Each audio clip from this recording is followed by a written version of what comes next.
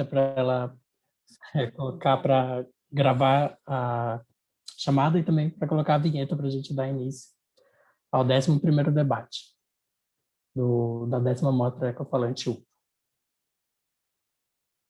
eu colocar a vinheta, Natasha. Muito obrigado.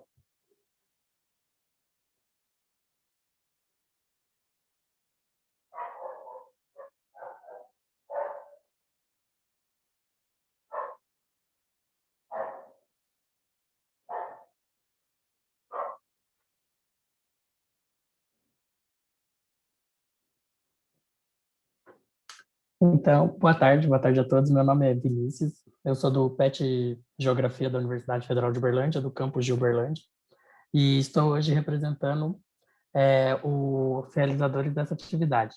O grupo é composto pela Kelissa e pelo Natan do PET EAS, além de mim, e também temos o auxílio hoje da Natasha, também do PET EAS. Desejo boas-vindas a todos vocês.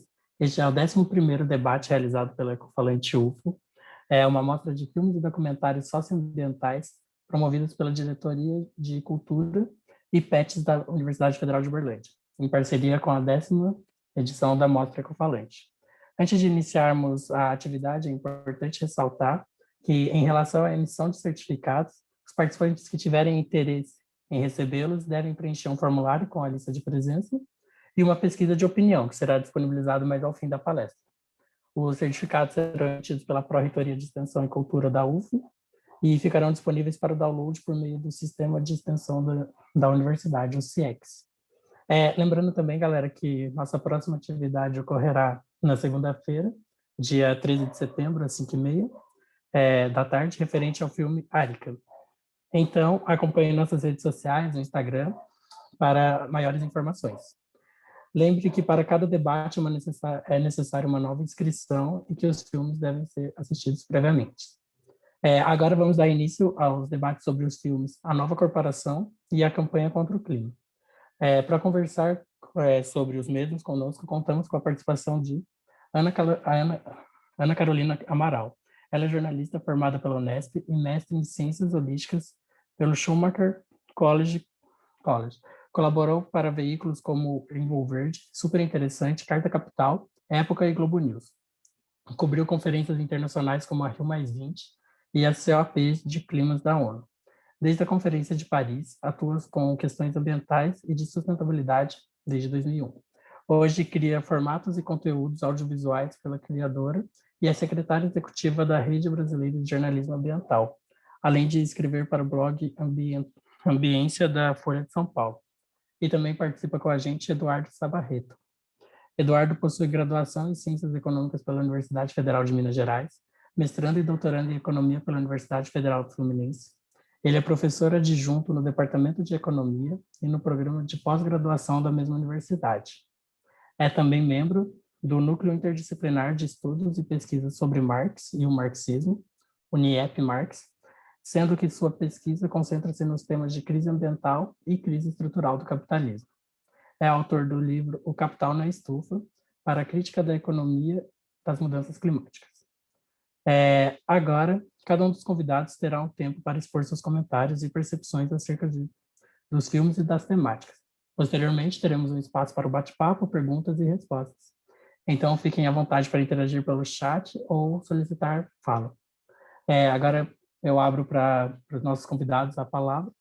Ana, se quiser, por ordem alfabética, começar, fique à vontade. Muito obrigado. Sorteada, tá bom. Obrigada. Achei que a gente ia tirar no par ou ímpar quem quer começar essa fala. Obrigada pelo convite, fico muito feliz de participar. Como eu estava falando antes, né, para a Samara, eu sempre acompanhei os filmes da mostra e acho incrível assim, a riqueza dos debates que vem junto e a escolha que vocês fizeram agora de juntar a nova corporação com a campanha contra o clima foi genial, assim, fiquei muito animada para participar, assim que eu vi, falei, nossa, esses dois filmes juntos, porque parece que um pertence ao outro, né, mutuamente, assim, a campanha contra o clima já inclui um pouco da nova corporação ali no final, quando eles passam os comerciais, as publicidades de cada empresa, né? E aí fica muito claro o contraste entre o que elas articulam nos bastidores e o que elas propagandeiam para o público. Então, ali eu já, assim, poderia ser o começo da nova corporação, que já começa o filme falando de responsabilidade social empresarial, né, de como as empresas foram adotando esse marketing. E, e o oposto também seria possível, né? A gente também podia incluir o filme da campanha contra o clima no final ali da nova corporação, já daria para fazer esse capítulo. Eu fiquei pensando, enfim, vou começar aqui pelo da nova corporação, né? Eu achei muito interessante a escolha que o documentarista faz de pegar a responsabilidade social empresarial pelo viés das privatizações que interessam para essas empresas, né? Então, os dois exemplos que são citados ali ainda no começo do filme são de educação e depois de água, que são dois negócios, né? Não é só uma filantropia, uma questão que a empresa resolve encampar para parecer uma organização boazinha. É realmente um mercado, né? É um campo que interessaria para ser privatizado mesmo. Mas tem outras faces, né, da responsabilidade social empresarial que também, enfim, eu acho que renderia um filme só sobre isso. Eu acho que o filme fez uma escolha de ter um apanhado ali de todas as novidades que surgiram nessa última década, né? Abarcou algoritmos, pandemia, crise climática, mas acho que só esse viés da responsabilidade social empresarial renderia um filme inteiro com todos as outras caras que tem, porque eu acho que as empresas começaram a pensar em responsabilidade social empresarial, RSE, né, que a gente fala na sigla, como filantropia, lá nos anos 90, né, não, a gente precisa fazer alguma coisa, vamos distribuir uma cesta básica, fazer o dia do voluntário, né, fazer alguma coisa para melhorar a nossa imagem, a nossa contribuição, e aí depois foram entendendo outros papéis dessa responsabilidade, incluindo a licença social para operar, né? Então, como é que a gente fica melhor aceito numa comunidade, né, para não ter protestos contra a nossa entrada? Então, a gente vai pensar como que essa participação pode se associar a benefícios sociais e econômicos para a região. E aí entrou mais tarde com o relatório do IPCC, do painel científico da ONU de mudança do clima, aquele relatório de 2007 foi muito marcante, porque teve um diagnóstico certeiro, um prognóstico muito certeiro, e as empresas começaram, então, a incluir a diretoria de sustentabilidade, que é uma coisa super recente, né? Então, criaram diretorias de sustentabilidade, que depois foram abarcando outras pautas que entraram em voga, né? A questão da diversidade, foram abraçando tudo isso, mas ainda sem a coragem, e esse é um ponto que eu sempre bato, porque eu recebo muita comunicação empresarial, né, de iniciativas empresariais, sempre vem muito release, assim, de estamos reciclando o papel da firma, né, mas e o papel da embalagem, como é que... Eu estou sempre respondendo esses e-mails, nem sempre viram matérias, a maioria das vezes não vira, mas estou sempre perguntando, tá, mas como é que fica isso em relação ao modelo de negócio da empresa? Né? Como que a empresa olha para a responsabilidade social empresarial dentro do modelo de negócio, né? E não à parte, né? Porque se a empresa é uma empresa de mineração e ela apoia o artesanato das comunidades, né? Muito legal, mas assim, como é que você trata a sua responsabilidade dentro do modelo de negócio? Então, essa é uma questão que eu acho que valeria um filme por si só. Aí, quando o filme vai para outros lados ali do algoritmo, eu achei muito interessante como casou com o restante da narrativa, quer dizer, não é sobre privacidade, é sobre controle. E achei essa frase muito boa e até anotei esse pedacinho aqui. Estamos desistindo da nossa capacidade de confiar na experiência humana para a tomada de decisão e de confiar um no outro. Eu acho que isso reflete tanto o momento que a gente está vivendo no Brasil, assim, enfim, das fake news, até os próprios bolsonaristas estão atrapalhados no meio das fake news deles, né, que acreditaram no estado de sítio, por exemplo. Então, assim, é um estado de desconfiança tão grande, né, em relação ao que a gente está construindo. E eu fico pensando, só para terminar essa parte da nova corporação, que o que a gente precisa agora é sair desse modelo do medo, da desconfiança e ir para um modelo de confiança que eu acho que não se dá só na base do ativismo e das eleições, que é como o filme termina, né? Eu acho que a gente precisa criar confiança em torno de fiar juntos uma agenda, né? Um novo modelo de desenvolvimento. A gente precisa discutir modelo de desenvolvimento. Eu acho que a gente só sai dessa enrascada que a gente entrou aí nesse modelo neoliberal com tecnologias de controle da nossa mente, né? Tem um filósofo coreano, o Byung-Chul Han, não sei se eu estou pronunciando certo, que fala sobre a psicopolítica, né? Como a gente agora não está dominado por uma força que nos oprime com violência, mas nos domina pela mente. Então, a gente está totalmente refém de uma mentalidade que está incorporada internamente, né? Então, todos os sofrimentos que a gente tem hoje de depressão, de, né, trabalhar loucamente, achar que está se realizando, mas está sendo explorado, né? Está tudo absorvido muito, num nível muito interior. E então acho que quando a gente fala de confiança, não pode parecer um pouco hippie demais, assim, mas é nessa dimensão interior que a gente precisa voltar a confiar e criar agendas de desenvolvimento que representem melhor nossos interesses coletivos.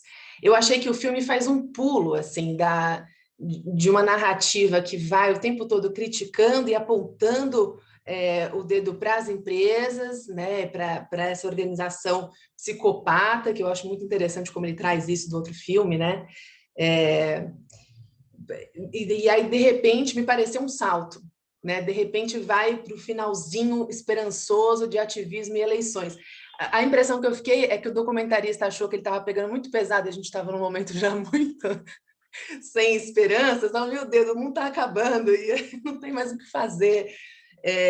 Então, tem uma perspectiva um tanto demonizadora das empresas que eu acho preocupante, porque quando a gente demoniza uma entidade, um tipo de organização, parece que não tem saída, não tem como lidar com isso. Então, assim, ou a gente extermina esse demônio ou a gente é exterminado por ele. E eu não gosto de trabalhar com essa perspectiva porque eu acho que o que existe é uma disparidade de poder, né? Se a gente estivesse vivendo um governo autoritário, seria ele o psicopata, né?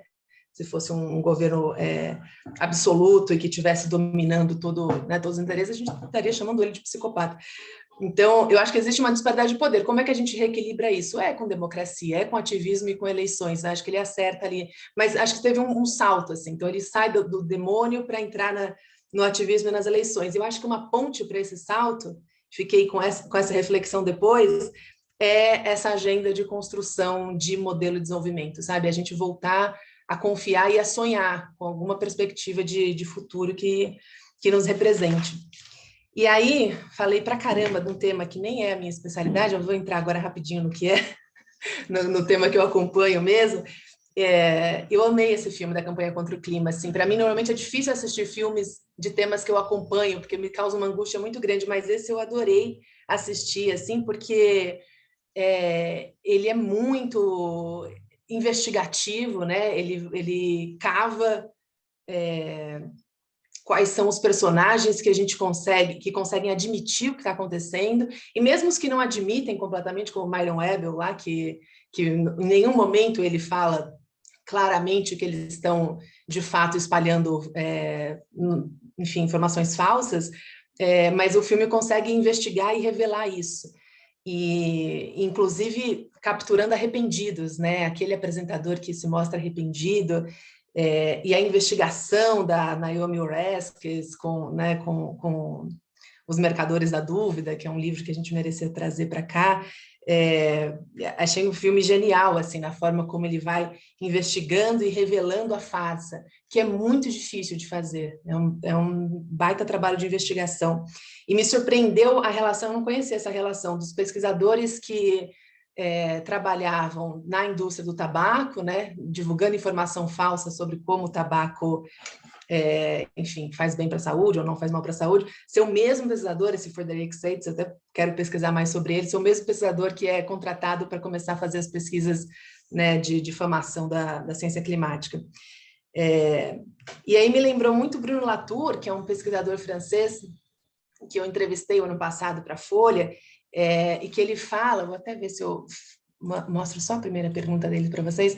Nessa entrevista, ele mostra como esse negacionismo climático, lá do início dos anos 90, vem arrastando até hoje para um estado de escapismo da realidade.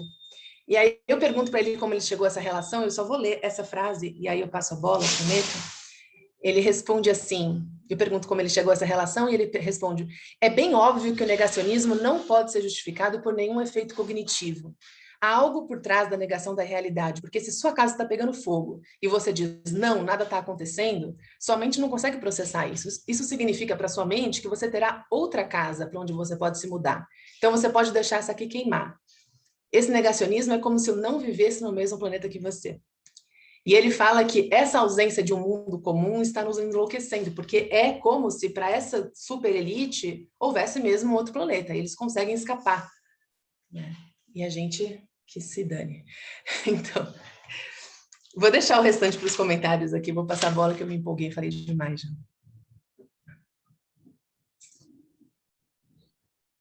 Isso, Ana, muito obrigado. Obrigado pelas colocações. Eduardo, está liberado, fala à vontade. Obrigado, Vinícius. Agradecer rapidinho pelo convite, para não queimar muito tempo. É um prazer estar aqui com a Ana, com vocês, para, enfim, fazer uma coisa um pouco diferente do que eu costumo fazer, né? Fazer falas mais acadêmicas e tal. É sempre bom ter uma oportunidade de discutir uma coisa mais lúdica, embora sobre um tema tão pesado, né? E, num certo sentido, eu vou trazer um pouco a perspectiva do demônio e de exterminar o demônio. Então, enfim, a gente faz esse contraponto entre eu e a Ana. Bom, tal como a Ana, eu gostei muito dos filmes, né? Eu acho que os filmes têm méritos em mostrar de maneira muito definitiva, acho, tudo aquilo que a gente desconfia, né? E até algumas coisas que são relativamente óbvias, mas que ainda carecem um pouco de demonstração. Então, os filmes fazem isso muito bem, mas eu vou implicar com o espírito geral, assim, do argumento, tanto no Campanha contra o Clima, quanto no A Nova Corporação. E aí eu vou tentar ir um a um, não sei se vai dar tempo de fazer bem os dois, mas pelo menos o primeiro eu queria fazer. Porque, assim, todo o relato que nos é oferecido sobre, né, o esforço pesado que foi colocado nas campanhas de negacionismo, né, o esforço, inclusive, financeiro, ele deixa subjacente uma ideia de que não fosse essa campanha negacionista, teria havido a disposição política o suficiente para fazer o que precisa ser feito, né? Inclusive, intencionalmente eles mostram personagens de um campo político que hoje a gente reconhece muito imediatamente como negacionista, né? A direita, os conservadores, a extrema-direita, mostra lá a Margaret Thatcher, o George Bush, em discursos demonstrando intenção, né? Disposição em fazer alguma coisa. E aí, sobre essa relação que é deixada no ar, assim, né? Não é dito com todas as letras, mas é insinuado, né, que não fosse essa campanha, a disposição política seria outra e, portanto, os resultados seriam outros, né? Então, quero me contrapor a esses 3 pontos dessa relação, né? Tanto a campanha negacionista, a disposição política, quanto os outros resultados. Primeiro, quanto à campanha negacionista, é curioso imaginar que o setor fóssil, né, o setor do petróleo, gás, carvão, eles enfatizam mais o setor de petróleo, né, mas a gente pode colocar esses 3 grandes combustíveis fósseis aí como um grande setor. É curiosa a expectativa de que, de alguma maneira, esse setor poderia se comportar de maneira diferente diante do reconhecimento da nossa interferência no sistema climático e em outros sistemas ecológicos. Quer dizer, mesmo naqueles momentos mais incipientes da nossa compreensão sobre o nosso impacto disruptivo, mesmo nesses momentos muito incipientes, já era mais ou menos nítido que seria incontornável uma descarbonização do nosso modo de vida. E a descarbonização, lamento, envolve a eliminação da economia fóssil. Poderia ter sido um pouco mais lenta, agora precisa ser de maneira completamente acelerada e ensandecida, mas isso estava no horizonte. né? Mesmo nos momentos mais incipientes da nossa compreensão científica. Então, assim, não me parece fora de lugar, né?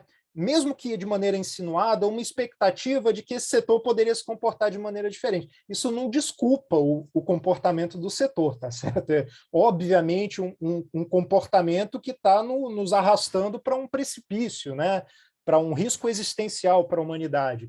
Mas, se não fosse por uma campanha negacionista, esse setor certamente iria, em algum momento, procurar, por outras vias, garantir as suas próprias condições de reprodução expandida, né?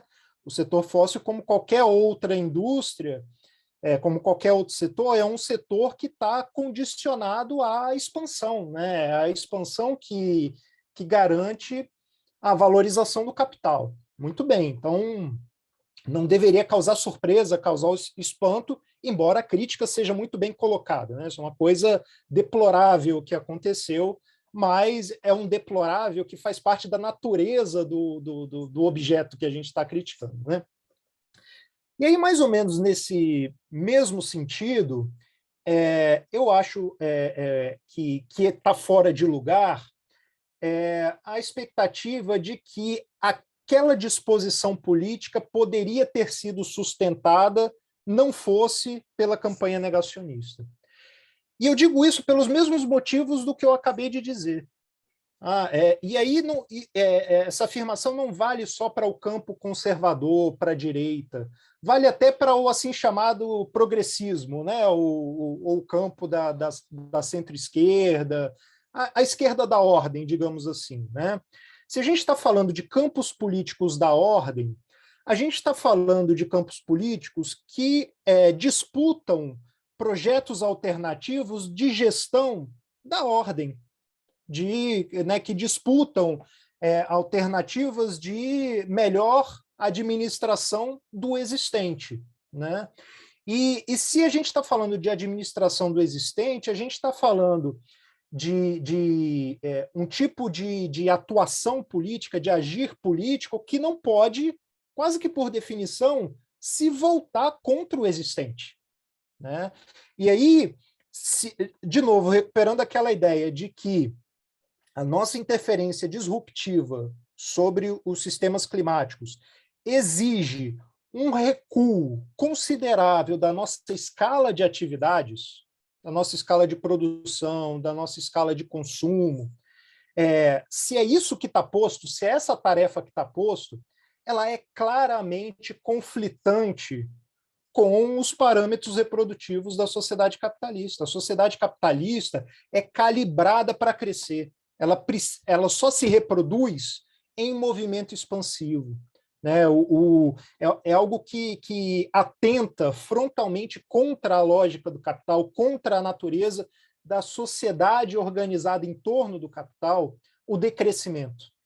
A sociedade capitalista não é capaz do decrescimento em nenhum sentido, né? em nenhuma das suas dimensões.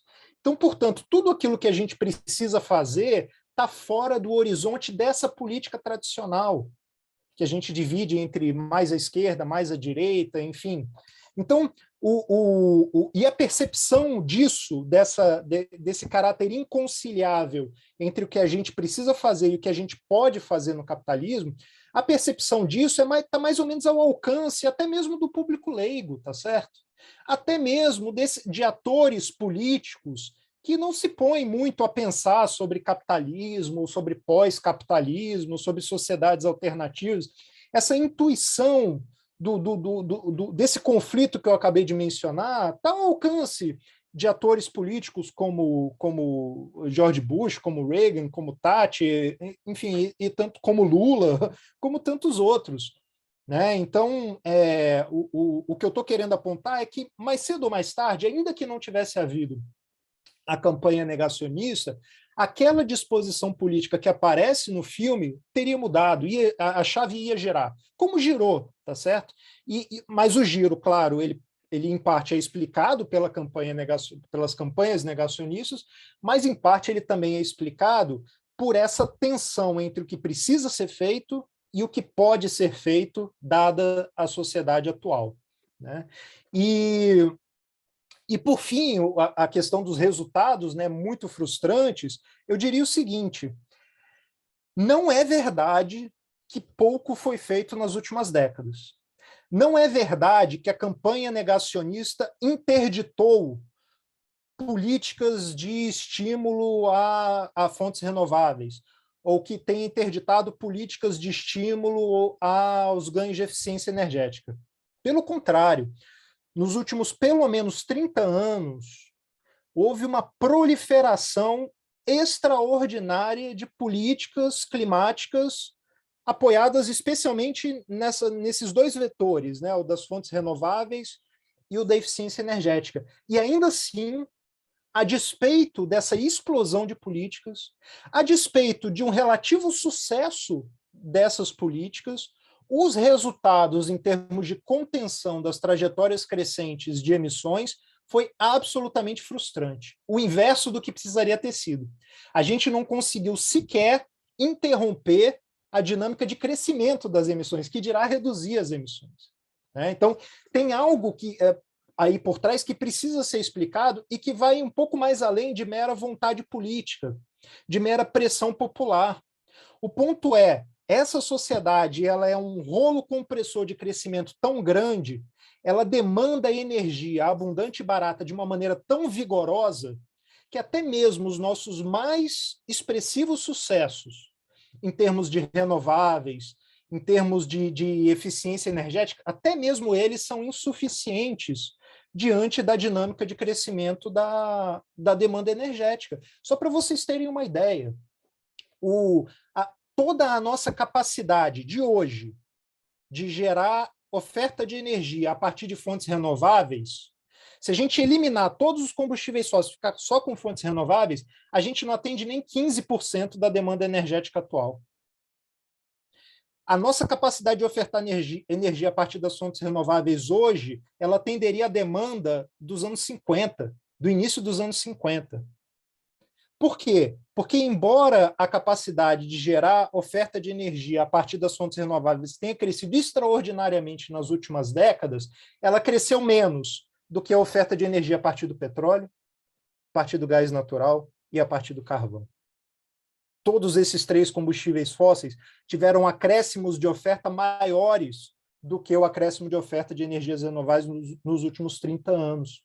O carvão foi o maior, o gás natural o segundo maior e o petróleo o terceiro maior, 10 vezes maior que o acréscimo de oferta de energias renováveis. Né? Então, essa é uma matemática que a gente não pode contornar. Né? E se a gente não der conta dessa escala em que a gente demanda energia, não tem limpeza da matriz energética que vá dar conta. A matriz energética hoje é um pouquinho mais limpa do que a matriz energética do início dos anos 70.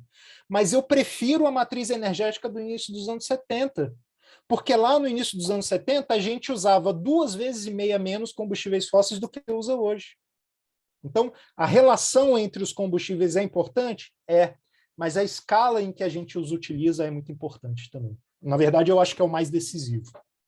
Para fechar, faltam 2 minutinhos para eu não estourar o tempo, lá sobre a grande corporação.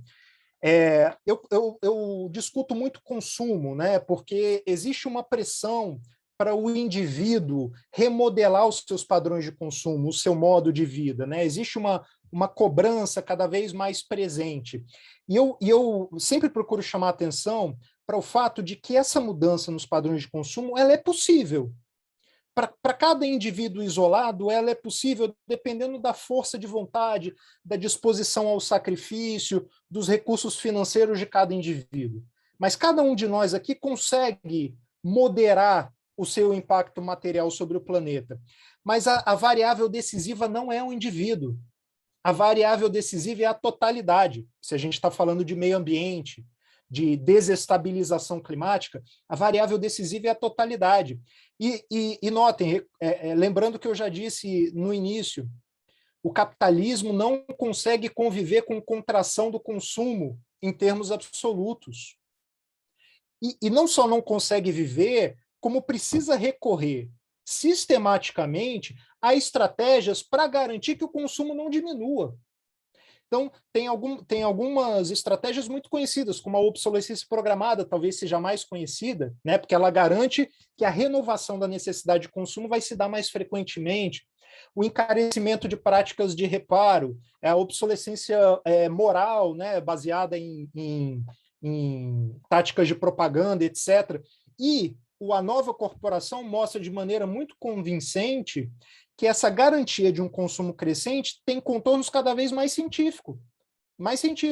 O que é o algoritmo e o uso de Big Data para condicionar a nós, indivíduos, a consumir certas coisas, a consumir em determinados padrões, a consumir em determinadas intensidades, né? Então, mesmo aquela possibilidade disponível a cada indivíduo de fazer diferente, até ela tá sob o alvo de influência, sob alvo de controle, porque cada vez mais existem técnicas automatizadas, né?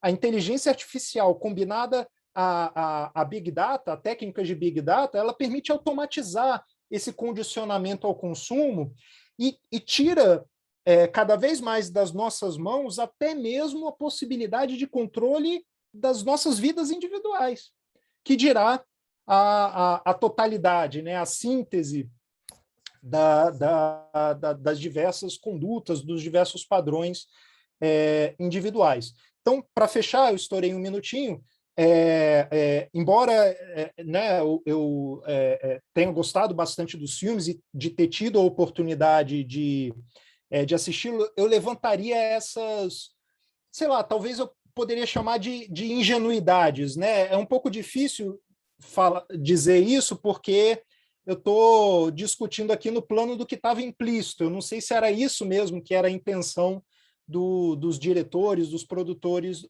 do filme. Mas foi o implícito que eu senti e achei que poderia pautar aí a minha discussão nessas ideias. É isso. Obrigado. Muito obrigado, Eduardo, pela fala. Muito interessante essa colocação também, igual da... nesse momento agora eu gostaria de abrir o espaço para as perguntas. Aí eu deixo a critério de vocês, gente. Vocês preferem blocos ou perguntas individuais? Como que vocês... Eu acho que vale fazer individual, porque tem muita coisa. Eu só queria fazer um comentário. Posso fazer um comentário antes de entrar na primeira pergunta? Porque eu achei muito bom, muito boa a sua fala. Aliás, nem achei tanto contraponto assim, porque eu concordei com a maioria dos seus pontos. É só por causa da coisa do demônio. Então, mas eu fiquei esperando, falei, cadê a demonização? achei a crítica tão ponderada. A parte o que você flagra assim no filme, eu achei importante você ter trazido, porque eu esqueci de falar esse ponto, mas eu também achei uma premissa, se não falsa, impossível de ser provada, né? Porque aí você joga no ar ali, né? E você fica, pô, como é que como que eu faço o tiro-a-teima e vejo se realmente a campanha negacionista atrasou as negociações ou não? É difícil de saber.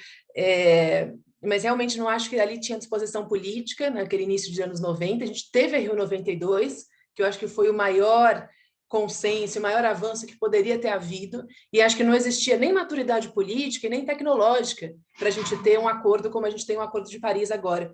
Até achei interessante que no filme eles citam a camada de ozônio, né, que teve o protocolo de Montreal em 87 para acabar com os gases causadores do buraco na camada de ozônio, que é um problema muito pontual. E entendo que o setor estivesse preocupado, não, imagina outro acordo agora na sequência, acabando com os combustíveis fósseis, né? A gente está ferrado.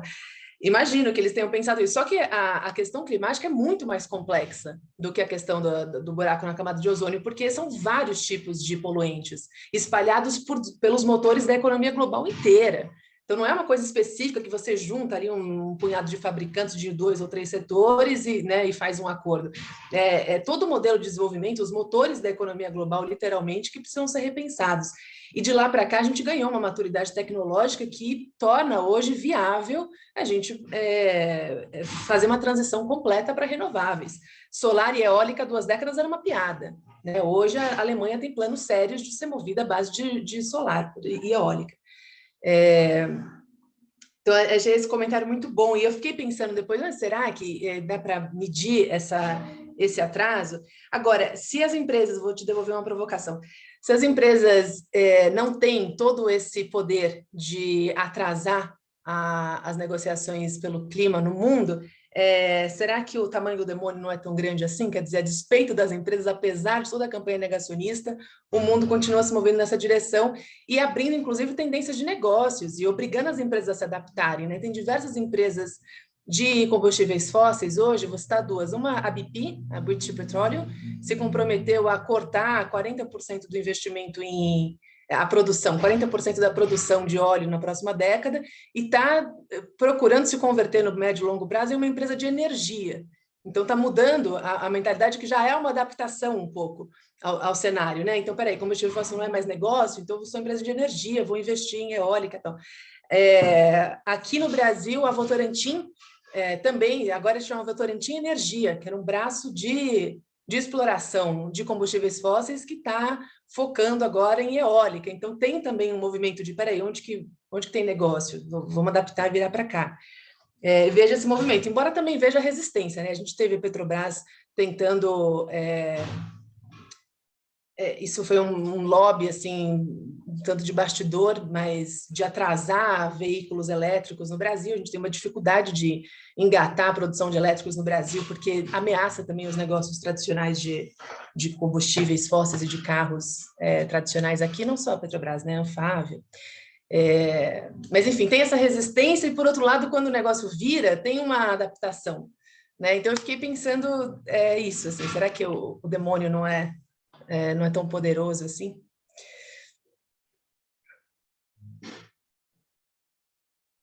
Agora eu surfo na provocação ou...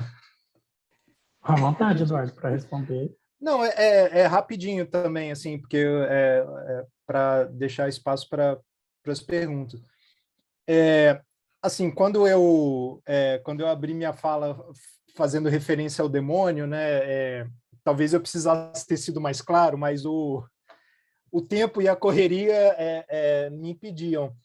Mas, assim, também não deve surpreender por conta da perspectiva da qual eu parto, né? Mas o demônio, no caso, que ou seria exterminado ou nos exterminará, é o capital, né? Ao menos na minha perspectiva. E não exatamente o capital materializado na empresa X ou Y, né? É o capital do ponto de vista dessa lógica. Perfeito. Autonomizada, né? Quer dizer, que escapa ao nosso controle e que a gente apenas muito precariamente consegue controlar, né? E mais que isso, é uma lógica que está orientada, ela é vocacionada para o crescimento, que é uma coisa que é o nosso inimigo agora, né? Porque isso também exigiria toda uma outra demonstração. O crescimento estritamente econômico, ele sempre carrega no seu rastro uma ampliação da nossa demanda material sobre o planeta, né? Então, há um argumento a ser feito tentando mostrar que não existe crescimento econômico sem crescimento do nosso impacto material, né? É daí que eu estou partindo. E aí, eu acho que isso não é exatamente inconciliável com o que a gente observa na nossa realidade contemporânea, que é a proliferação de certos negócios que têm a pretensão de ter um impacto menor, né? De serem menos agressivos, ou de fazer a sociedade, de maneira geral, se voltar para uma direção melhor. Mas o ponto que eu costumo trazer é que, dada essa necessidade de expansão permanente do capital, essas novas práticas que são prenhas de possibilidades boas, elas não substituem as antigas, as ruins, as destrutivas. Elas são simplesmente empilhadas em cima das ruins e das destrutivas. E a gente tem visto isso acontecer muito específica e claramente na questão da energia, né? Então, todo o nosso grande sucesso em disponibilizar energia a partir de fontes mais limpas não tem substituído, a transição não está acontecendo. Porque as fontes sujas não só continuam sendo usadas, mas continuam sendo usadas em escala crescente, e não só uma escala crescente, mas uma escala que cresce mais rápido do que a das fontes renováveis. E não é porque tem um bando de desgraçado, entende? Assim, nas posições de poder, tal, um monte de gente malévola, tá? Embora tenha, mas não é, né? Essa não é a explicação no meu juízo. É porque, de fato, essa sociedade, a maneira como ela está articulada, como ela está calibrada, demanda energia num tal volume, numa tal intensidade, que os nossos avanços em energia limpa nunca são suficientes para saciar essa necessidade por energia. Então, isso vai dando sobrevida à economia fóssil, né? Então, talvez o negacionismo seja o verniz dessa história, né? A parte assim, a crostinha superficial. Mas esse verniz, essa campanha, ela só finca na realidade, né? Ela só cria raízes na realidade, porque essa realidade está fecunda para ela, né? Porque, de alguma maneira, negar o que está acontecendo e os principais vetores do que está acontecendo é necessário para a sociedade, tal como ela existe hoje, continuar existindo, né? Com as suas estruturas, com o seu modo de se reproduzir, etc, etc. Eu tô correndo, fico sem ar. Muito obrigado, Eduardo, pela sua resposta. Então, eu vou dar início aqui às perguntas. O professor Túlio, obrigado pela participação, Túlio, deixou uma pergunta aqui para você, Ana, no chat. Antes, ele deixa um comentário, né? Ana Carolina, as questões climáticas e a democracia são pontos decisivos neste momento no Brasil, pois as questões devem ser negadas, já que os fascistas brasileiros têm como meta a verdade suprema que parte exclusivamente deles. Pergunto, as questões ambientais podem ser uma bandeira de luta para a ampliação da democracia contra esse pensamento fascista? O que você acha? Já respondo já, né? Vai uma por vez. Legal. Ótima pergunta. Eu tenho exercitado muito esse pensamento sobre como a questão ambiental ganhou atenção justamente num governo, enfim, que não só não dá bola para essa questão, porque nenhum dava bola, mas se coloca centralmente, quer dizer, dá muita bola, né? Mas se coloca centralmente contrário às políticas de proteção ambiental. E o que isso significa do ponto de vista da democracia, né?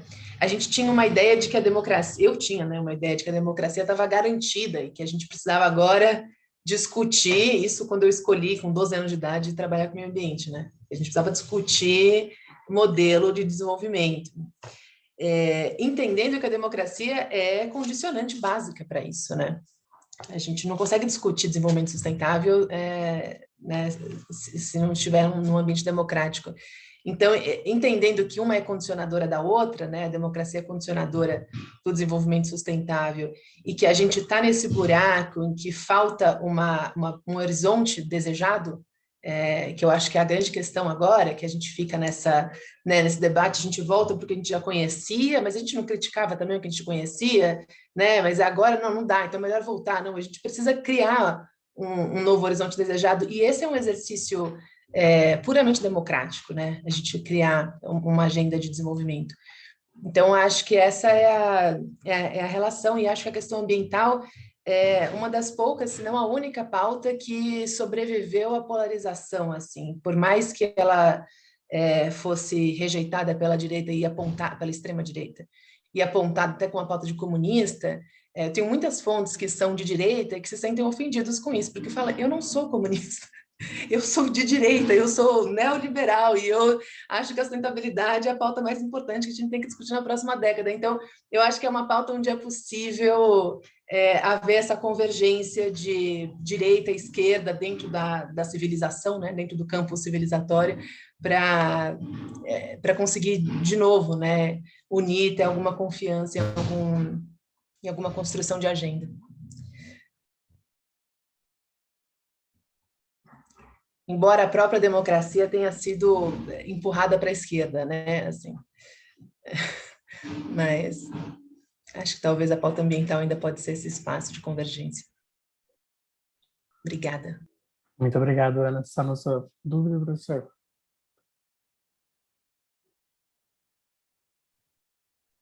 Obrigadão. Perfeito. Muito O Túlio bom. já emendou numa segunda pergunta aqui, agora direcionada para o Eduardo. Ele fala, Eduardo, quem controla a energia controla o mundo. Por isso é importante não desenvolver tecnologias pessoais ou familiares, ou seja, tecnologia que pode ser controlada pelas pessoas, pois as elites dependem disso para continuar no poder. Quem controla o modo de produção controla tudo. Será que a resposta está no desenvolvimento de tecnologias unifamiliares para a produção de energia? Mas essa unidade pequena para produzir energia não traria uma ruptura com a classe dominante?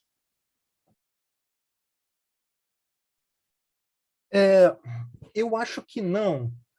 E, de novo, por motivo de escala. Porque, assim, se eu entendi corretamente a pergunta, o que você, Túlio, se refere como tecnologias unifamiliares seria para o consumo cotidiano, né? Assim, no dia a dia, as necessidades cotidianas poderiam ser maiores ou menores, mas as necessidades residenciais, né?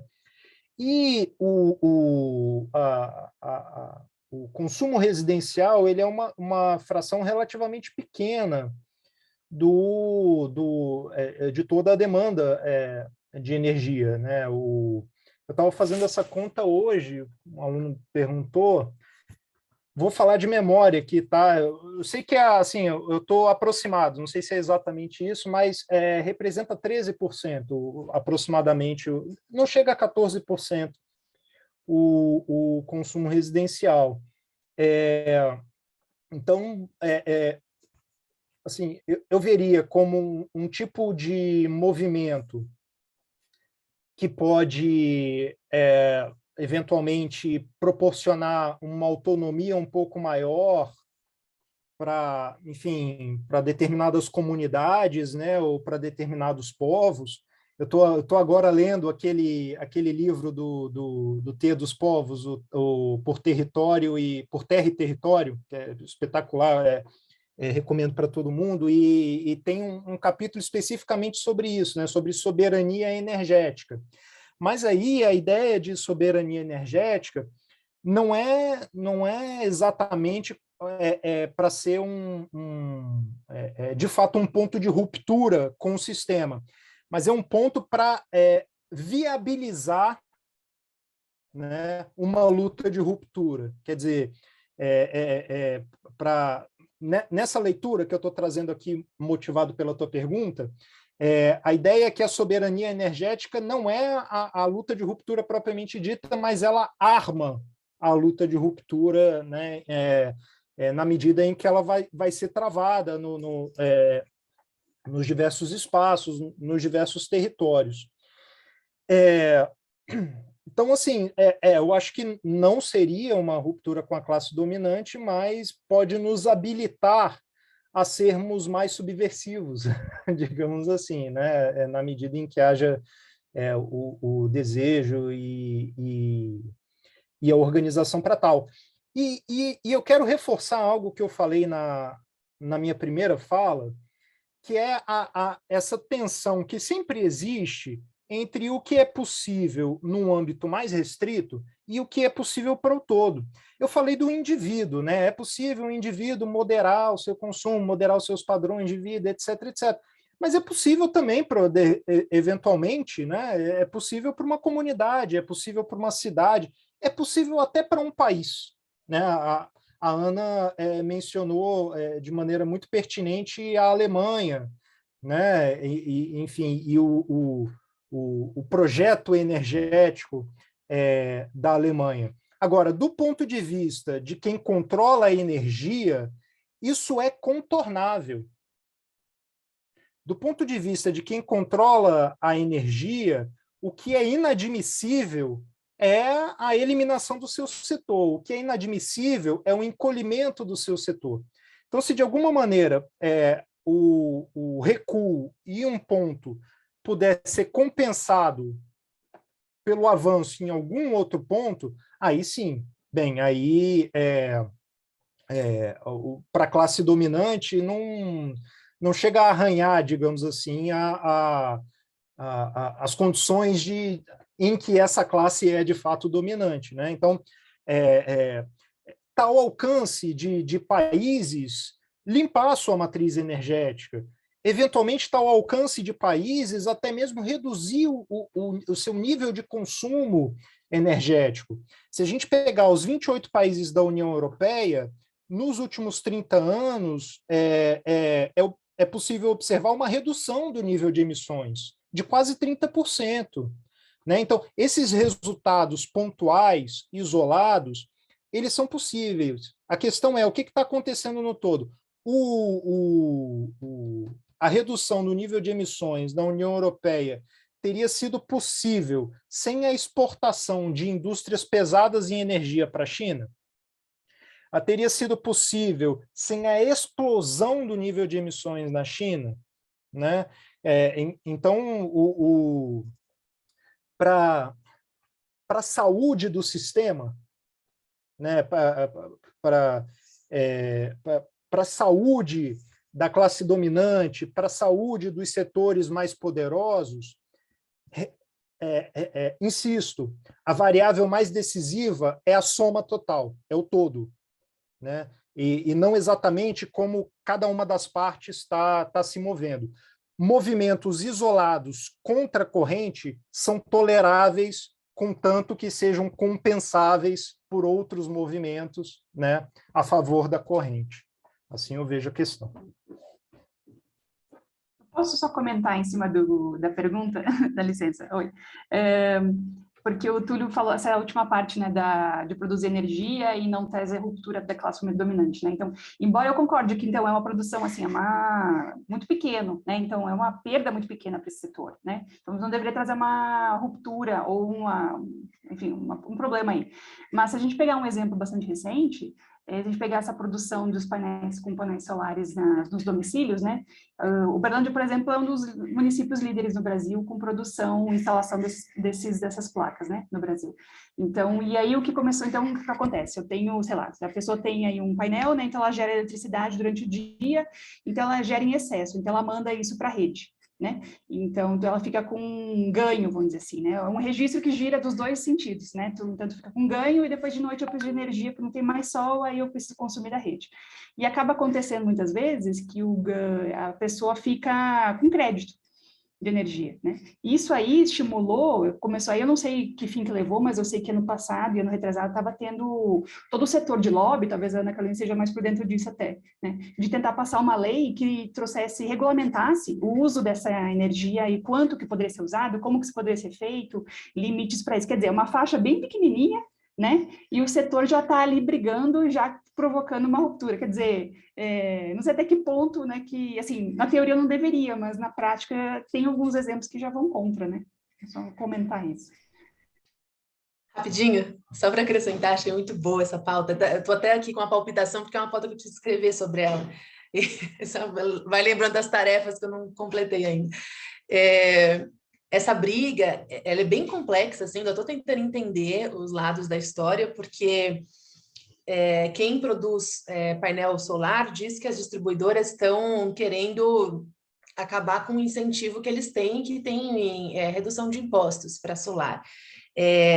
Mais do que as distribuidoras dizem é que assim, as fabricantes de solar estão usando o sistema de distribuição, né? Então eles usam de graça o sistema de distribuição para devolver essa energia que sobra, ou para captar a que falta, né? E que isso tem um custo para distribuidoras que não estão ganhando nada com essa história.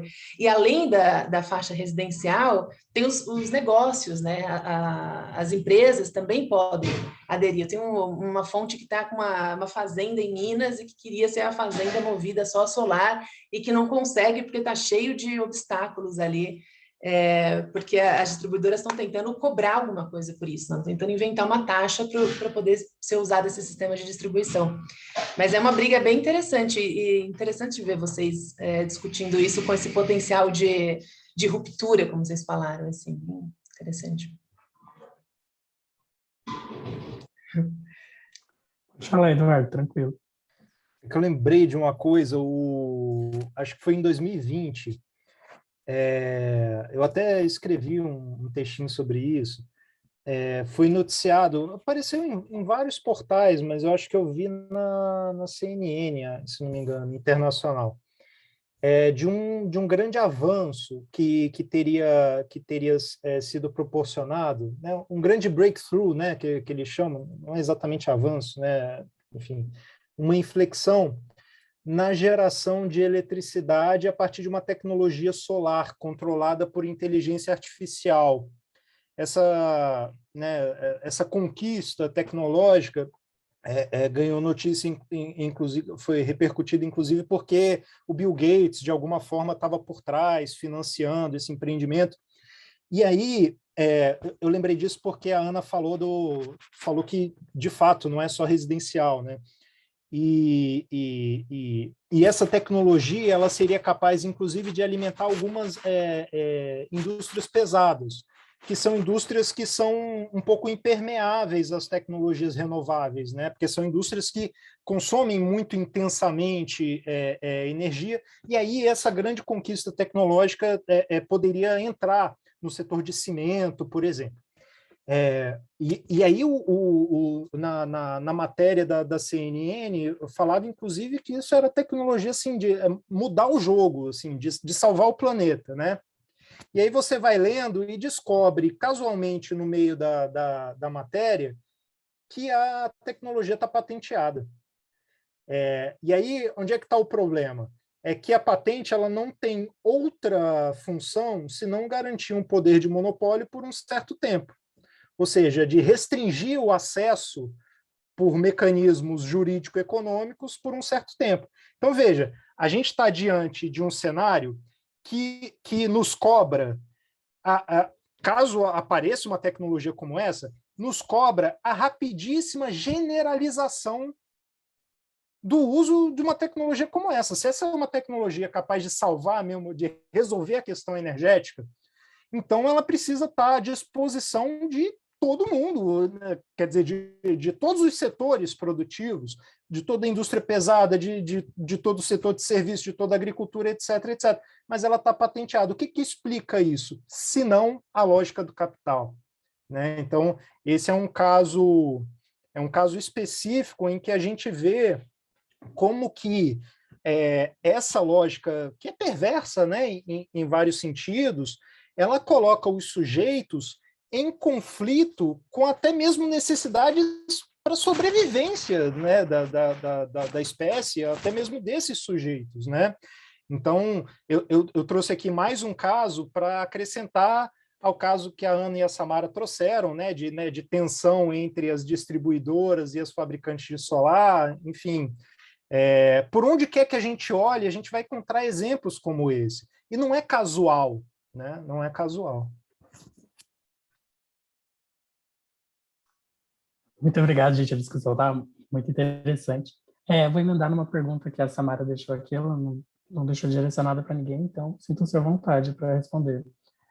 A Samara pergunta, por que a resistência das empresas dos setores energéticos de migrar das energias fósseis para as renováveis? E também, isto está relacionado à necessidade de investimentos, já que a exploração dos fósseis é bem consolidado?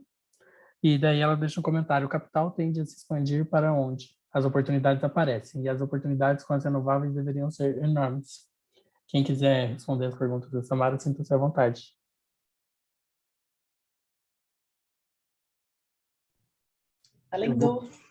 Eu vou primeiro?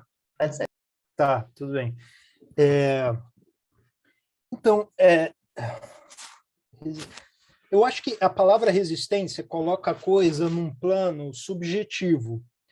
E eu não quero aqui negar que exista essa coisa, né, emocional de resistir ou não resistir, de estar disposto ou não estar disposto. Mas eu queria enfatizar mais a dimensão objetiva, ou seja, qual que é a margem de manobra dessas subjetividades? Qual que é a margem de manobra real dessas empresas, dos seus né, das suas finalidades, das suas intenções, né? E aí eu diria que essa margem de manobra é muito pequena, tá? E por dois motivos. Um deles eu acho que eu já tratei extensivamente, o outro eu vou falar rapidinho. Mas esse que eu já tratei extensivamente, eu recolocaria ele da seguinte maneira. Eu não acho que houve pouco investimento nas renováveis. houve muito investimento nas renováveis. Só que, dado o dado que eu trouxe, que eu mostrei, de que a escala das renováveis não chega nem perto de atender a demanda de energia corrente ou em qualquer tempo, dado isso, enfim, qualquer empresa que fosse simplesmente não pode abrir mão de ter à disposição uma oferta de energia segura, constante, abundante e relativamente barata. Né? Então, enfim, não é simplesmente um caso em que se bloqueou o avanço de uma tecnologia indesejável. Não. O avanço dessa tecnologia, que parece se contrapor ao fóssil, o avanço dessa tecnologia vem seguindo mais ou menos uma trajetória normal de generalização tecnológica, de avanço tecnológico. Ela não está sendo obstaculizada além do normal. Tá? O ponto é que, mesmo diante disso, essa economia e especialmente as grandes corporações que dependem da economia fóssil, não pode abrir mão dos combustíveis fósseis, no presente. Tá? Mas acho que até de maneira mais importante do que isso, a gente precisa falar da economia a futuro. A gente tem hoje reservas conhecidas, ainda não exploradas, consideráveis, de petróleo, de gás natural e de carvão, só para ficar nos três principais, não pegar areias bituminosas, gás de xisto, etc, etc. Então, só para ficar nos três principais. Tem muitos poços conhecidos ainda não explorados. Agora, não é porque esses combustíveis estão debaixo da terra ainda que eles já não causem efeitos no presente. Por quê? Porque eles são negociados em bolsa, a futuro. Então, essas reservas já circulam como ativos financeiros no presente e comandam poder de compra, comandam poder econômico. São importantes para lubrificar as engrenagens econômicas. E se você institui, digamos assim, para pegar uma hipótese mais forte, se você institui um banimento dos combustíveis fósseis, são trilhões de dólares que são destruídos instantaneamente. Né? Então, não é apenas uma questão de garantir ou não crescimento, de garantir ou não mercado. É uma questão de garantir a existência de volumes extraordinários de riqueza que já têm efeitos no presente. Né? Então, o banimento do petróleo, o banimento do carvão, o banimento do gás, envolve necessariamente, isso é incontornável, isso não é uma questão de escolha ou não, envolve a destruição desse tipo de ordem de magnitude de riqueza financeira. Aí a gente começa a ter a dimensão do inimigo que a gente está enfrentando. Não é só o setor fóssil, é todo o setor financeiro, é todo o setor de mineração, é o agronegócio. Quer dizer, não são inimigos de pouca monta, né? São inimigos titânicos, digamos assim. Então, eu acho que é isso. Por um lado, não é uma questão de falta de disposição, é uma questão de resistência, e, por outro lado, é uma questão que pedir, né, esperar que esses setores não resistam à transição energética, por exemplo, é como você estar preso com um grupo de pessoas numa sala hermética e você esperar que fulano, ciclano e beltrano parem de respirar. Tá certo? Voluntariamente aqui, você está consumindo o meu oxigênio. Por favor, você para de respirar?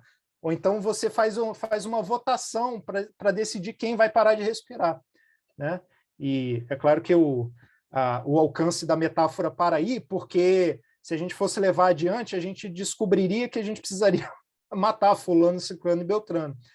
E do ponto de vista moral, matar fulano, ciclano e beltrano é condenável, mas do nosso ponto de vista real, concreto, matar o petróleo, o gás e o carvão é o que a gente precisa fazer. Posso emendar? Achei muito bom que você tocou no ponto do setor financeiro, que era um ponto que eu senti falta no filme da nova corporação, que acho que também renderia um filme só sobre isso, né?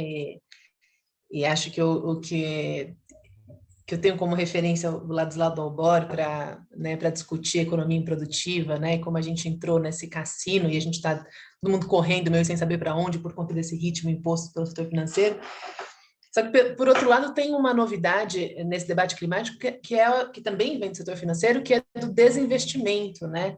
O investimento em fósseis virou para uma parte dos investidores uma vergonha, né? Uma coisa pelo qual eles são cobrados e prestam contas. Quando a gente fala de investidores que pensam no longo prazo, né? Fundos de pensão, enfim, que já tem uma visão pragmática de que em uma década, em 2 décadas, né, não pensando no retorno do trimestre, mas pensando em décadas, esse investimento pode não ter um retorno viável. Acho esse movimento interessante e acho que a gente já está para descobrir qual que é a limitação dele, né, o quanto que ele fica restrito a um tipo de investidor ou o quanto ele pode contaminar uma lógica maior do setor financeiro. Até queria ouvi-los mais sobre isso. Agora, no ponto da tecnologia, eu discordo da leitura de que a tecnologia de renováveis cresceu sem obstáculos. Eu acho que nos últimos 20 anos elas enfrentaram todo tipo de obstáculo. O primeiro deles é um obstáculo de mentalidade, que é um obstáculo da gente ainda ter uma visão que olha para as renováveis como uma fonte limitada de energia, né? Um dos problemas, né, um dos desafios, você citou, Eduardo, que é um gato aqui subindo em mim. Um dos problemas é a da dificuldade de armazenamento, né? Mas é um problema que está sendo o tempo todo superado com novos avanços, novas tecnologias. A outra questão de subestimação é que, enfim, não seria uma energia suficiente para a demanda, mas acho que os planos que os países europeus estão desenvolvendo desafiam essa lógica. E eu acho que o Brasil é um país que, enfim, né, poderia ter a sua demanda de solar e eólica, poderiam contribuir de uma forma muito mais significativa para a matriz, até mesmo pensando no médio e longo prazo do que as hidrelétricas, né, que agora, num cenário de mudança climática, já passam a ser menos viáveis, dá para a gente contar menos com elas, embora a gente possa armazenar, não dá para contar que vai ter água, né, com a mesma certeza de fluxo que a gente tinha até então. Acho que parte dessa crise que a gente está vivendo já tem um fator de mudança climática implicado. Mas se a gente pensar nos últimos 20 anos, além dessa subestimação, né, do potencial das renováveis por conta da oscilação, enfim, de outras barreiras que a tecnologia vem vencendo, tem barreira de lobby e barreira regulatória, né? Não dá para comparar o que a gente tem de regulamentação e de incentivos, né? Quando a gente pensa enfim, nos impostos e nos subsídios que a gente tem para cada setor, ainda é uma disputa muito desigual. E a gente tem tecnologias promissoras quando a gente pensa em combustíveis, para veículos, para transporte público, por exemplo, como o hidrogênio verde, que é uma tecnologia extremamente viável, que o Brasil poderia passar a exportar para enfim, para a Europa, para a China, e que não foi discutido. A gente está voltando a discutir hidrogênio verde agora. É uma tecnologia que a gente já dominava há 20 anos, assim, né? Assim, o que aconteceu com o hidrogênio verde nesse período? Por que a gente não discutiu isso esse tempo todo, né? E é uma tecnologia extremamente viável, que tem um potencial no curto prazo de substituir os fósseis.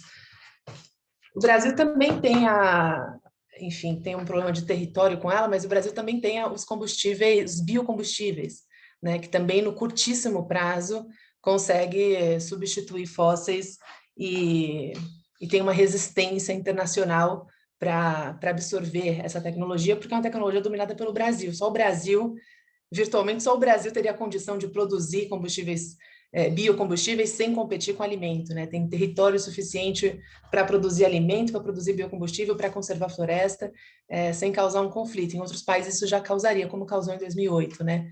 Levou o preço dos biocombustíveis, valorizou, os produtores começam a deixar de produzir alimento para produzir biocombustível. O Brasil já tem essa abundância de território e poderia lidar com isso como nenhum outro. Enfim, tem os elétricos, né, que também tem uma dificuldade de entrar no Brasil, porque tem esse lobby.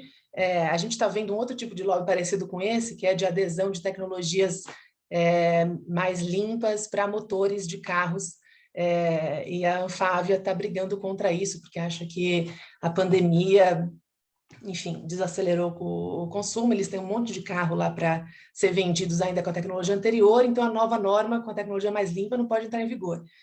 Eles querem adiar isso, né? A mesma coisa, a mesma lógica se aplica ao lobby que tenta barrar os veículos elétricos, né?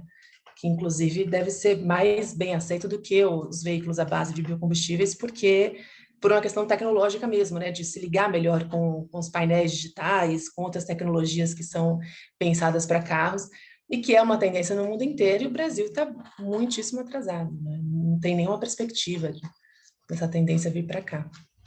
Então, eu vejo, assim, obstáculos nesses últimos 20 anos a essa adoção dessas tecnologias, pelos motivos que você coloca, né? Assim, realmente, como é que a gente pode esperar que eles ajam diferente mesmo.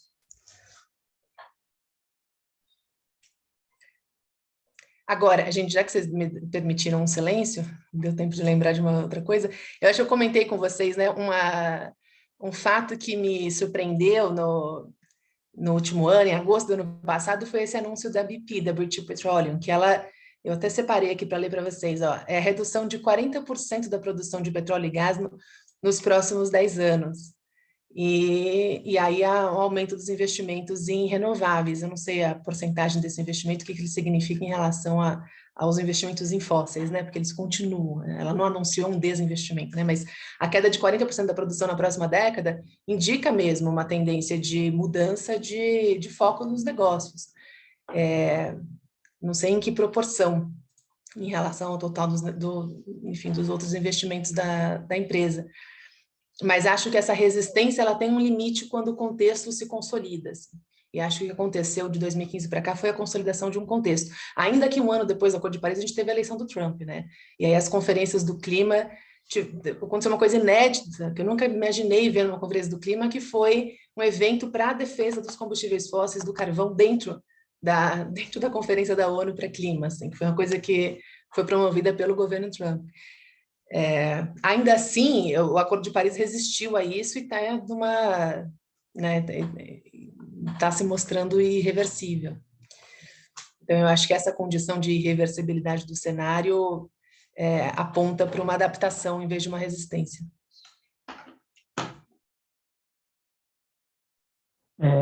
Muito obrigado, Ana, muito obrigado, Eduardo. Vocês gostariam de fazer mais alguma consideração, algum comentário? Mas alguém tem uma pergunta, comentário, qualquer coisa que gostaria de falar? Então, vontade, Eduardo. Não, eu só queria saber se essa é a última oportunidade, porque sempre tem aquele momento em que a gente agradece e tal. Eu não queria perder essa oportunidade, mas se não tiver nela ainda... Pode ser, podem aproveitar essa oportunidade, sim. Muito obrigado, Cris, à vontade. Não, eu só queria saber se já estava acabando mesmo, assim, porque o papo tá bom, mas, enfim, pelo que eu estou vendo aqui, não apareceram novas perguntas. Deixa eu ser um pouco subversivo, então,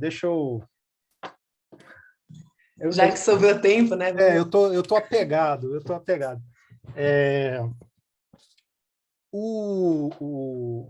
Depois eu até queria te perguntar, Ana, se essa redução de 40% é do investimento ou é da produção? É da produção, eu me misturei na fala, né? Mas é da produção. Não, porque realmente trata-se de um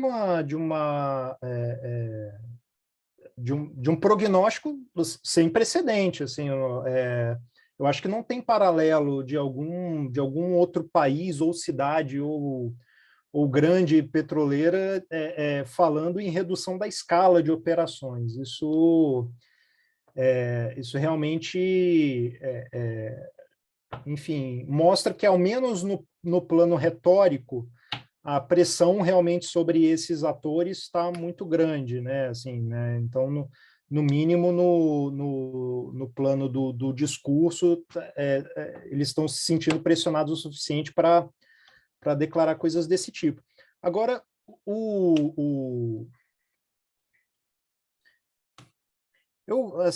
eu não consigo resistir em ser uma espécie de estraga-prazeres, assim, né? Eu tenho lidado muito com essa discussão de trajetórias de mitigação. É uma questão importantíssima, né, para tudo isso aqui que a gente está tratando hoje, porque é isso. Se a gente está fazendo merda, então a gente precisa saber por quais caminhos nós precisamos seguir para parar de ter essa influência que está nos levando para a destruição. E o Acordo de Paris é um momento importante dessa concertação global, mas, na minha perspectiva, eu acho que ele não traz muito otimismo, por dois motivos. O primeiro é porque a gente não está muito na rota de cumprir os compromissos de Paris, né? Inclusive, tem alguns países tirando o corpo fora um pouco, né? Os Estados Unidos voltou para o Acordo de Paris, mas naquela cúpula de líderes sobre o clima, as metas que foram declaradas estão assim, tipo, na margem inferior dos compromissos dos Estados Unidos de Paris. Nesse mesmo encontro, a China fala que só vai começar a reduzir o seu nível de emissões em 2030, né? Então, até 2030 vai continuar crescendo, e por aí vai. Então, não está muito na rota. E o que mais me preocupa é que, desde 2018, o IPCC está dizendo que, mesmo se a gente cumprir integralmente as metas de Paris, isso é metade do que a gente precisaria fazer. Isso nos levaria até metade do caminho, né? Então, a tarefa não é pouco significativa, é uma tarefa monstruosa, né? Uma tarefa realmente de uma magnitude que eu teria muita dificuldade de encontrar precedente na história humana, né? O tipo de reconfiguração da vida que a gente vai precisar operar, se a gente quiser ser bem-sucedido nessa tarefa, nos próximos 10 anos e depois nos 20 anos subsequentes, é uma reorganização da vida, assim, absurda. O que me levaria a concluir que daqui para o fim dos nossos dias, a gente não vai chegar num novo normal, né? Não vai encontrar repouso em um novo normal. Eu arriscaria dizer que, assim, entre nós aqui que estamos reunidos, até o fim dos nossos dias a gente vai testemunhar transformações profundas no tecido social, no tipo de clima, no tipo de eventos extremos, nas qualidades de escassez com as quais nós nos defrontamos, fenômenos de seca, de fome, enfim, de enchentes, etc. Eu arriscaria dizer isso, né? A gente não vai ter mais essa experiência de uma sociedade em repouso novamente, ou de um clima em repouso novamente. Inclusive, eu tenho visto alguns climatologistas dizendo, né, a dinâmica atmosférica hoje é a mais instável que nós já testemunhamos, e é a mais instável que nós já testemunhamos, e é a mais estável daqui para frente. Né? Então, é um cenário muito exigente, né? E tudo isso para dizer o seguinte: é do Acordo de Paris para frente, para cima, né? Assim, o Acordo de Paris é o programa mínimo do mínimo do mínimo. É algo para a gente se dar alguma chance de fazer o que precisa ser feito, né? Eu imagino que a Ana concorde comigo, porque ela está sacudindo um pouquinho a cabeça. Eu só queria acrescentar isso, e aí eu imagino que essa é minha última oportunidade de falar, então queria reforçar o agradecimento. Eu achei o debate hoje muito estimulante, eu gostei muito de dividir a mesa com a Ana, agradeço a companhia, agradeço o convite, e é isso, a gente se esbarra aí nas lutas. Nossa, eu adorei o que você falou, até escrevi, até o fim dos nossos dias não vamos encontrar repouso em um novo normal. Isso foi muito estimulante, né? Quer dizer, a gente está vivendo tempos interessantes, nenhuma calmaria. Se eu posso dizer alguma coisa que deixa o cenário talvez menos tenebroso, é que, para mim, foi muito importante ver nesse ano, na conferência do Biden, que o Eduardo citou também, uma recuperação de uma esperança de 1,5 graus. Vou falar rapidinho disso. Em 2018, quer dizer, vamos lá no Acordo de Paris. No Acordo de Paris, 2015, tinha uma desesperança total com 1,5, porque a gente o mundo já tinha aquecido 1,1. E aí, pô, os caras vão escrever um compromisso com 1,5, né? Assim, um negócio de meio impossível, vamos colocar 2. E a contragosto dos países ilha, que vão ser os primeiros a desaparecer quando bater 1,5 de aquecimento.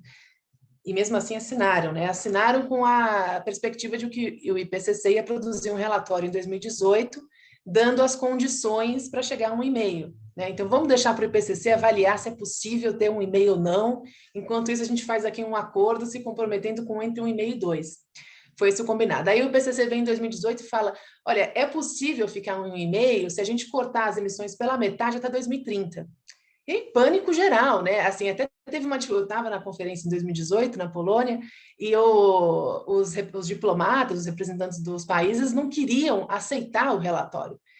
Tinha uma discussão de linguagem lá, a gente dá boas-vindas, né? Acolhe o relatório, welcomes, ou a gente coloca só notes, né? Assim, quer dizer, notifica lá que recebeu isso aí, vamos tentar deixar para lá, porque o negócio ficou muito pesado para, né, para reduzir 45% das emissões ou 55% no curto prazo, em 10 anos.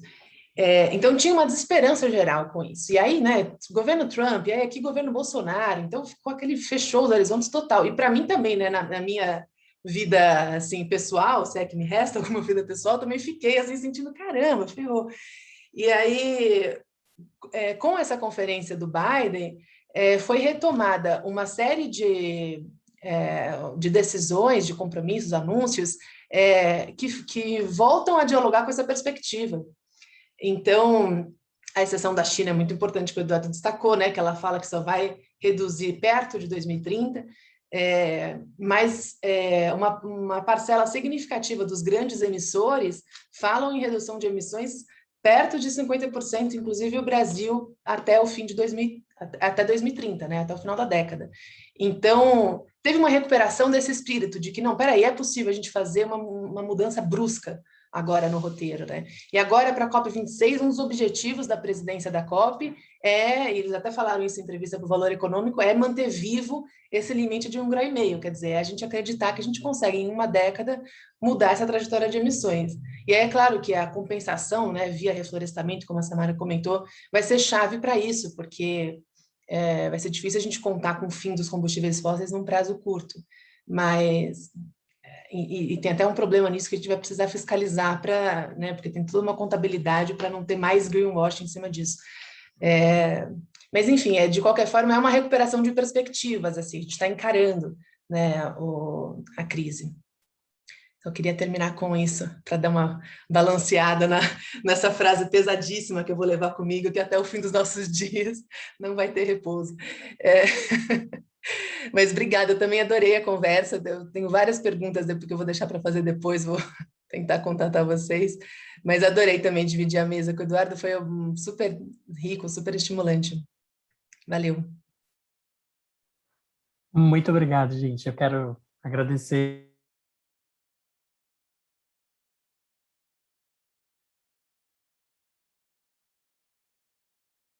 O debate foi muito enriquecedor. a matemática é super importante, a matemática atual, né? O mundo está acabando, a gente tem que ver. E vai acabar, já vai dar para ter neto, não sei. Mas beleza. Aos interessados em certificado da participação, aqui no chat colocaram o link do formulário. Preencham lá, galera, para vocês ganharem o certificado. E também é só isso. E agradecer mais uma vez, desejar um bom fim de semana a todos. Agradecer a Samara, o Túlio, a participação, todo mundo que está aqui com a gente. E um abraço. Até mais. Até a próxima. Valeu, até. Valeu. Tchau. Bom demais, gente. Excelente. Obrigado, gente. Até mais. Valeu. Tchau. Obrigada, tchau, tchau. Obrigado. Um abraço. Obrigada, Eduardo, Ana.